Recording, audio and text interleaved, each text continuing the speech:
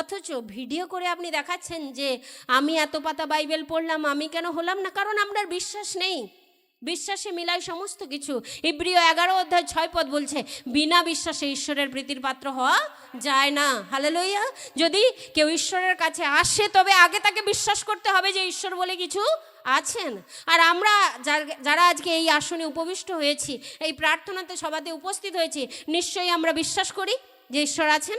না হলে এত ধৈর্য ধরে সেই দিদি তো ভোর 6টা থেকে বেরিয়ে এসছেন, সেই মেদিনীপুরের সেই রাঙামাটি থেকে এসছেন, কী উদ্দেশ্যে এসছেন? উদ্দেশ্য কি? টাকা, ডলার? এটা যদি উদ্দেশ্য হয়, ওখানে চার্চ ছিল না, ওখানে গির্জা ছিল না। কিংবা যারা বলে যে ধর্মান্তকরণ, যদি টাকা দিয়ে সত্যি ধর্মান্তকরণ করা হয়েছে তাহলে আপনি তার চেয়ে 10,000 বাড়িয়ে দিন না, তাহলে দেখা যাক না যারা বিশ্বাসী আছে তারা অন্য ধর্মে কনভার্ট হয় কিনা।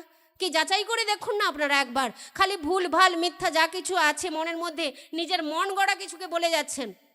যদি টাকা দিয়ে সত্যি পরিবর্তন হয়েছে মানুষ, তাহলে তার থেকে বেশি টাকা যে দেবে সেখানে চলে যাবে। সেটা জৈন হতে পারে, বৌদ্ধ হতে পারে, যা কিছু হতে পারে, শেষ তো নেই কোনো কিছু, হবে কি না? কিন্তু এটা টাকা দিয়ে পরিবর্তন নয়। তাই টাকার লোভ দেখিয়ে লাভ নেই। তার থেকেও অনেক অনেক অনেক বেশি অনুগ্রহ আমরা পেয়েছি। কারণ এফেসীয় 3:20 কি বলছে?